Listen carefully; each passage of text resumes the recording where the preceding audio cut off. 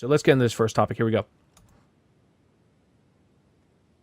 Prosecutors and family members of victims were shocked when a judge sentenced 16-year-old Ethan Couch to 10 years probation with no jail time. Money and privilege can't buy justice in this country. That it's not okay to drink and drive and kill 4 people, wound, severely injure another, and not have any consequences to that. Also raising ire, the defense's strategy in the case. A psychologist testified for the defense that the teen is a product of something he called affluenza. Basically that he doesn't link bad behavior with consequences because his parents taught him that wealth buys privilege. The judge ruled Couch would not be released to his parents and must undergo long-term treatment at an alcohol rehab center. His father has reportedly agreed to pay roughly $500,000 to send him to a pricey rehab center in California. Couch's attorney said the sentence will teach the teen that there are consequences for his actions. Taking him away from his family and teaching him to be a responsible citizen, that's a consequence. But victims' family members disagree. Eric Boyles lost his wife and his daughter in the accident. This verdict, he says, doesn't give victims' families the justice they need for closure. My immediate reaction is I'm back to week 1. Okay, we have accomplished nothing here. My healing process is out the window. I'm Andrew Spencer reporting. I'd just like to point out the real victim here is obviously this kid, the 16-year-old boy. It's not the 4 people who died in the accident. It's not the father that's left over. It's not the family members of the other 2 victims. It's obviously this teenager who isn't in any way responsible for anything that he's done. And I think that we should all be very sympathetic to him for what he's had to go through. You know, the jarring impact of his car slamming into the other car. He might have hurt his neck or something. And, you know, being scared in jail. He's only 16 years old. Poor guy. I mean, we really need to sympathize with people who they get put in situations like this, especially since he's only 16 years old. His parents obviously don't love him. I mean, even though all this, the money that they've given him and you know, giving him all the freedom that they've given him, my heart goes out to the guy, and I really hope that he can find some happiness and some peace, and people will leave him alone, you know, because he seems like a good kid. He seems like somebody who's got his head squared on, screwed on Straight, at least most of the way straight, and I wish him well. Well, I got a little bit different take. I mean, I know you were screwing around there, Matthew, but sarcasm. But at the same time, I mean, I'm going to start by saying. Wait, real quick before we get into that. I love what Matthew just said, because this is how the lawyer and the judge sort of seen it. You know what I mean? It's just so funny. It's not funny. It's not funny. Don't say this topic is definitely not funny. But go ahead, and I'll get into my little spiel. But go ahead. Sorry. No, you're absolutely right. That's exactly what the lawyer and the flipping judge did. I mean, they went right along with what Matthew was saying, and bought it hook, line, and sinker. And me and my wife have been looking at leaving the United States for a long time. And this is just another nail in the coffin, so to speak. I mean, all you got to look is, does money play any kind of role in sentencing? Well, when you look at the incarceration rate and realize that 70% of the people incarcerated when they went in had an income of less than $24,000 a year, maybe. What did this judge end up doing? Well, he basically just affirmed everything. If that kid really did have this problem and didn't think that, he was held accountable or held to the same laws of everybody else because he has money, well, the judge just fucking proved it. Now, not only to him, but to every kid in the future. And now there's a precedent out there that if you've got enough money and you can prove that your parents are shitty parents and allow you to get away with everything, you know what? I can literally get away with murder now because no one's going to hold my feet to the fire. No one's going to hold me accountable. I'm going to pay a fine and go sit my ass in some cushy-ass, resort someplace and call it a damn rehab center. It's absolutely infuriating. I mean, you get to, and you're sitting here going, well, the U.S. is fair. The U.S. is where everybody can succeed. My ass. I don't think everybody out there understands that the wealth inequality in the U.S. is second only to Mexico as far as the rate of the haves and the have-not growing apart.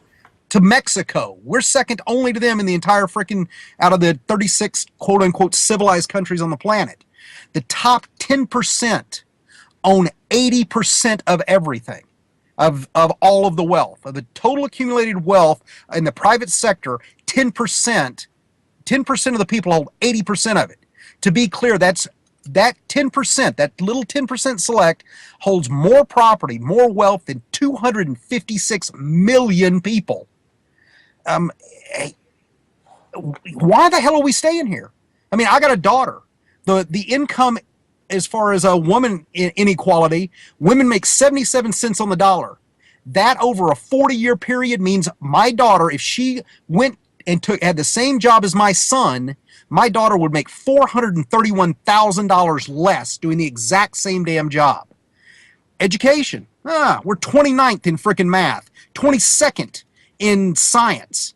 What is that? What is the importance to that?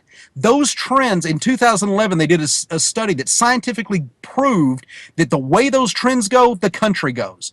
If you're trending down in those two specific areas, your country on an economic stance is going to go down. Okay, let's talk about higher education, because of course we got the best universities in the country, or in the world. Education costs in the United States per semester almost $14,000 per kid. That is over $4,000 a semester more than the next highest country. Move to Australia, it's only going to cost you $7,000. Go to Canada, it's only going to cost you about $5,500. Move to Sweden, it costs you $600 to get the same damn education, the same degree. Why are we here? Oh, I don't know. Healthcare is so great. Really.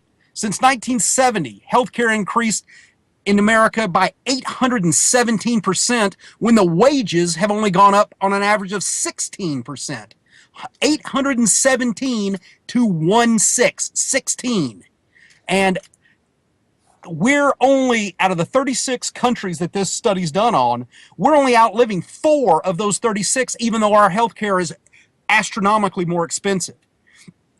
That's not bad enough. They're projecting it will double again in the next 8 years. That's even with a quote unquote Obamacare in effect. I mean, here's the entire premise of this. And I'm going to base this off of somebody I know at work. Naval Academy grad with 10 years of service. Bachelor's degree, master's degree, and PhD, all PhDs in at least mathematics and science in all fields. Instead of going and cashing in the private sector after serving, goes to a national laboratory, specifically stays in research that has to do with national security, instead of chasing that money.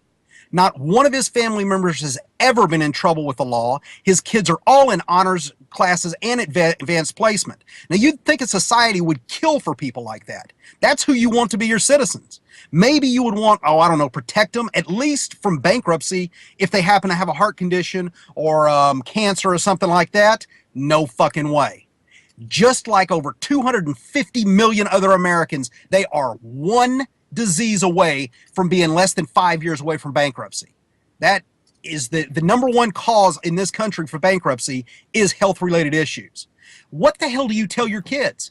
How can you tell a kid, go to one of the best colleges in the world, get a degree? No, get a master's on top of that. No, get a PhD. And then you're still not secure. Well, I'll work for the government. They'll protect me, especially if I'm trying to protect the country. Oh, fuck you. If you happen to be a woman in this lab and you get pregnant, guess how many days of maternity they pay for? 0.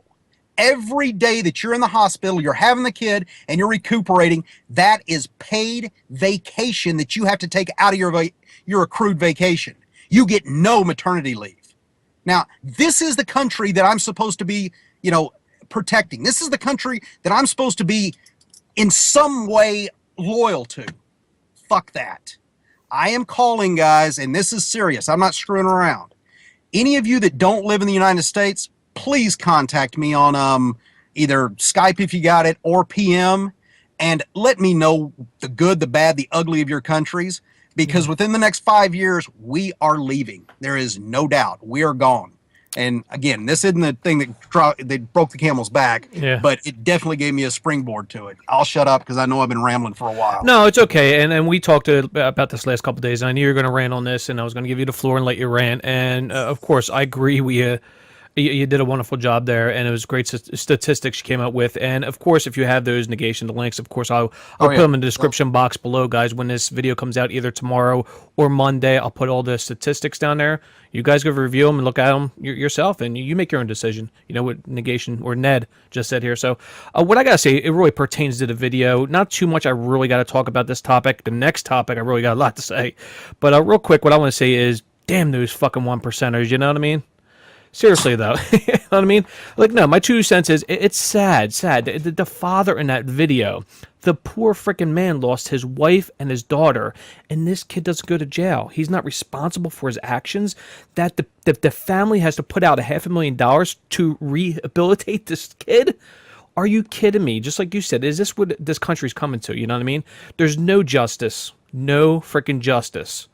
You know what I mean? Politics, well, to a certain point, I should say. But the politics and the money that's involved, and these rich people, it just irritates me.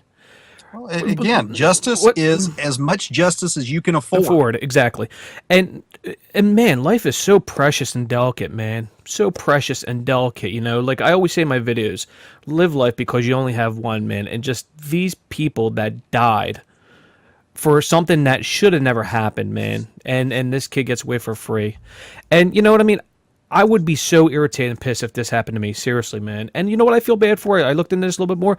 The one girl that died, Brianna, her mother, Marlon Mitchell, she's the mother of Brianna that died. Her daughter called her on the fucking cell phone as she was dying. Her mother has to be remembered about that for the rest of her life, being on the phone with her daughter while she was dying. Sick, and this kid gets away with it. You know, of course, they're probably going to win their civil suits. The family's rich, of course, so if they want to use this as a defense, pay the people. But I will say this, there is no amount of money that you could possibly give these families, or anybody, or even to me, if I lost a friend or a family member, that would ever pacify me, that would say, okay, well, this is good. No, it wouldn't happen, because I want to spend time with my family and friends. If they died for a reason that it was just not valid, it's just no life should ever be taken, you know, like this. It's sad, man. It really is sad, man. You know what I mean? And to this kid, he knows the difference between right and wrong. He knew what he did was wrong. He knows it. There's a lot of studies out there when kids are just first born or shortly after that. You know, there's a lot of studies out there.